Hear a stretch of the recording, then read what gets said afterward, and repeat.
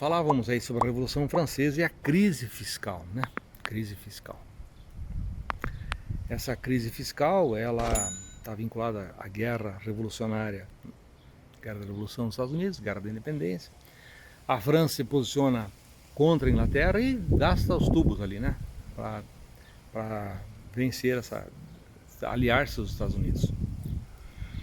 O sistema de taxação na França era desigual ao extremo, né? Desigual ao extremo. E essa desigualdade que gera o descontentamento para que aconteça a revolução.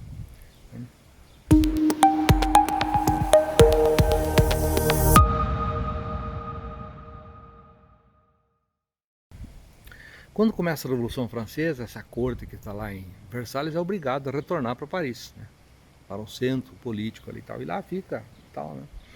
E o Luís XVI e a Maria Antonieta são executados pela guilhotina lá em 1793. 1793. Veja, a Revolução começa em 1789, então 4 anos ali de muita disputa entre gerondinos e jacobinos, né? Jacobinos a ala mais popular dessa revolução. Essa ala jacobina resolve então partir para a radicalização do movimento. Aí você sabe, quando começa a matar um, qual a diferença de matar 2, 3, 4, 5, né? Aí começa a matar. É o tal do regime do terror, né? E aí veio o representante ali desse terror todo, Robespierre, né? E ele instaura esse regime do terror, que vai matando os adversários. E aí começa pelo rei, né? Esse rei, na verdade, foi morto por acusação de alta traição, porque ele fugiu da França e tentou apoio de outras nações monárquicas, né, para restabelecer o controle. Então foi ele e a Maria Antonieta. Essa Maria Antonieta, o negócio dela não era ser rainha, não. O negócio dela era aparecer bastante, né? Gostava assim das festas, das roupas extravagantes e tal, né? Não tinha noção, a coitada, né? Aí foi guilhotinada também, Maria Antonieta, né? Sem noção, ele não tinha noção. E o coitado desse Luís XVI aí também, ele na verdade não estava muito à altura dos problemas que estavam postos naquela época, né? Não tinha condições. Veja lá, esse Luís XVI era da casa de Bourbon, Casa Bourbon. Isso tem alguma relevância? Mas lógico que tem. Aqui, o Dom Pedro II era da casa de Bourbon também, né? Casa Bourbon. É a mesma casa dinástica aí e tal. Também ele é dessa casa, né? Bourbon, Bragança, né? Então ele também fazia parte dessa família. Ele tinha 18 nomes, né? Dom Pedro Alcântara, Francisco Antônio, João Carlos, Xavier, Paulo, Miguel, Rafael, de Bragança e Bourbon terminava, né? Bragança e Bourbon, seu nome. Então faziam parte dessa mesma família aí, dessa mesma dinastia, né? Na França tinha a dinastia dos Capeto, dos Valois, né? Os Valois tem uma outra série ali que aparece bem isso aí. Se você quer assistir na Netflix, uma série interessante. Devia ter aliás tem, acho que terminou essa temporada aí, né? Sobre a história da rainha da Escócia, que ela é a Maria da Escócia. E ela se desentende com a prima Isabel, né? Então depois essa Maria ou Blood Mary, ela é decapitada também, né? Mas por que eu falei nesse caso da Escócia, da Maria? É porque fazia parte dessas casas reais e tal, né?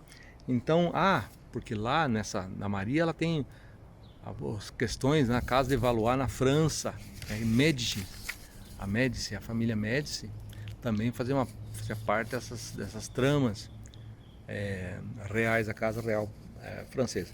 Então, era a casa dos Capeto, primeiro, né? Assim que está mais próximo, Capeto, depois a casa de Valois, Valois Orleans, né, que também tem a ver com Dom Pedro II, e depois a casa de Bourbon, Casa de Bourbon. Então aí tem a ideia da conformação da monarquia francesa. Bom, como é que vai acontecer essa Revolução Francesa? Essa Revolução Francesa, ela desemboca depois na conquista do comando por Napoleão Bonaparte, né?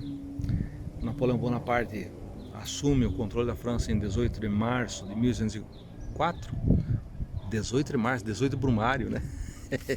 Se alguém já leu a obra do Marx aí, tá ligado, né? 18 Brumário, o golpe 18 Brumário faz com que o Napoleão chegue ao poder, né? E ele fica até 1814, 10 anos ele governa ali. Depois ele retorna por um curto período, até que ele é derrotado em Waterloo, né? Mas o que acontece com o Napoleão? Tá? Antes de falar um pouquinho disso, tem a questão do Robespierre, né? Robespierre começa o terror, digamos em 93, 94, 1793, 94. Depois vem um período diretório, que vai mais para frente, a dominação dos girondinos e tal, até haver o golpe 18 Brumário. Aí o Napoleão assume, ele toma contra o consulado, né? Ele já estava lá e toma conta. Ele é do exército e tal, acaba tomando conta. Qual que é a questão? O que interessa esses troços da história aí, né? Para quem é perito? Interessa tudo, tudo a ver. Porque a primeira providência ali, mais efusiva do Napoleão, é outorgar um Código Civil para a França. 1804 ele outorga o Código Civil. Do que trata esse Código Civil francês, que é o Código Civil Napoleônico? Vai tratar em 3 livros. O livro primeiro trata sobre as pessoas. O livro segundo trata sobre os bens. E o livro terceiro trata sobre a aquisição da propriedade. É o tema do direito civil. Você pega aí o Código Civil, você vai verificar que os livros que compõem o Código Civil são esses aí. Vai discutir sobre o que é uma pessoa, né? A capacidade, o que a pessoa é capaz de fazer ou não. Por quê? Porque a pessoa precisa alienar as coisas, comprar e vender, né? Napoleão é a vitória da burguesia. A burguesia então precisa de pessoas livres que possam comprar e vender. Então, pessoas, depois em bens. Lógico que quem tem os bens precisa ter alguma garantia de que os bens vão ser resguardados. E depois a forma de aquisição dos bens, né? Então veja, aqui nesse ponto já abre um outro drops aí que uma outra hora eu vou ter que falar, que é a obra fundamental da filosofia do direito, que é Georg Friedrich Hegel. Hegel escreve Filosofia do Direito e aqui está a obra seminal da filosofia alemã para a configuração do direito, né? Então vai ter que ter um drops especial aí só sobre essa filosofia do direito de Hegel, porque lá você vai entender como é que se configura a filosofia do direito para a chegada do Código Civil, né? Código Civil. Então veja lá, 1804 é outorgado o Código por Napoleão. 1804. O Brasil vive 1822 de independência, com Pedro I e tal, né? E vive o período da monarquia. Não tem Código Civil, porque a população não manda, é o imperador que decide, ele que manda e acabou, né? Agora, em 1889 vem o golpe republicano. E aquilo lá é um golpe, né? Sinto muito se achar que a república é muito bonita no Brasil, mas aquilo lá é um golpe. A população, sabe, veja bem, não mudou nada na estrutura de mando no país. Uma das interpretações ou formas de entender o que é uma revolução, o que é um golpe, a revolução é quando muda as estruturas políticas de comando de um estado qualquer. Agora, quando se mantém tudo como estava, apenas troca a chefia, aí é golpe, né? Exemplo, o golpe de 1879 é o golpe republicano. E infelizmente o Brasil vive de golpe sobre golpe, né? Golpe sobre golpe. Sabe? Infelizmente é um país que não aprendeu a trabalhar com os conflitos distributivos, né? Os conflitos de poder.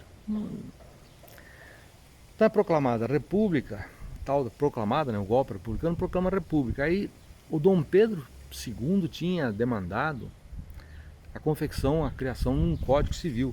Ele tinha pedido para um cidadão chamado Augusto Teixeira de Freitas. Esse Augusto Teixeira de Freitas é um baiano, muito capaz e tal. Dom Pedro II falou assim, não, vamos fazer um código da vida civil aí, né? Seguindo o modelo que nos foi apresentado por Napoleão, então ele pediu que fosse feito esse código aí. Esse Freitas elaborou o código, começou a trabalhar e tal, daí o golpe republicano atrapalhou tudo, né? Atrapalhou o caminho andado e tal. Mas o trabalho do Freitas não se perdeu. Ele foi depois assumido pelo Clovis Bevilacqua. Clovis Bevilacqua, né? Clóvis Bevilacqua é um cearense que estudou Direito na faculdade do Recife, que era a universidade, primeira universidade de Direito ali, destinada à formação dos bacharéis em Direito, né? E esse Clóvis Bevilacqua foi responsável, um dos grandes responsáveis pela confecção do Código Civil brasileiro. Qual que é o molde?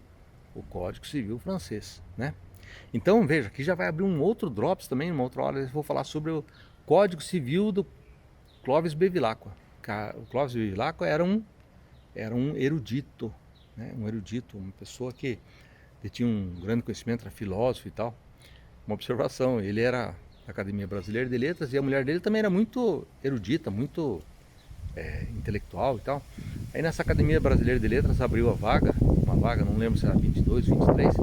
E aí então o Clóvis Bevilacqua sugeriu a mulher dele, né?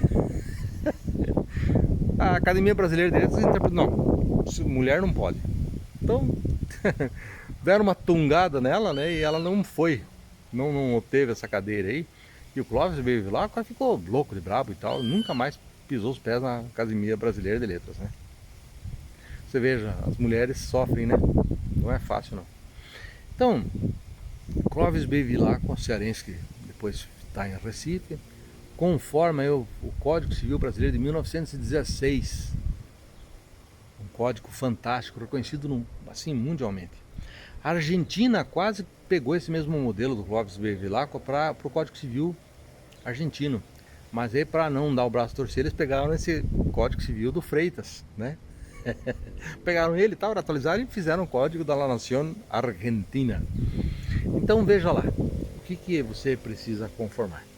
O nosso Código Civil, as regras e tal, seguem a filosofia do direito, né, de Hegel. Veja como nós vamos cair em filosofia aqui.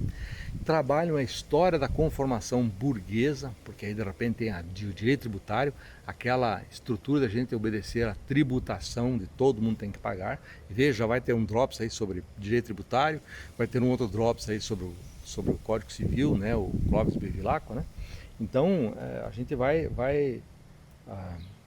trabalhar esses Drops aí que não cabem muito no curso, mas que talvez aqui caibam. Então, um grande abraço para vocês aí e até a próxima. Então hoje nós fizemos um pouco do Drops histórico, né? A história iluminando um pouco o nosso caminho na arte da perícia. Que caminho? Tributação, vamos ter que falar sobre a tributação e também sobre a filosofia e a conformação do Estado burguês. Tá bom? Grande abraço, até o próximo.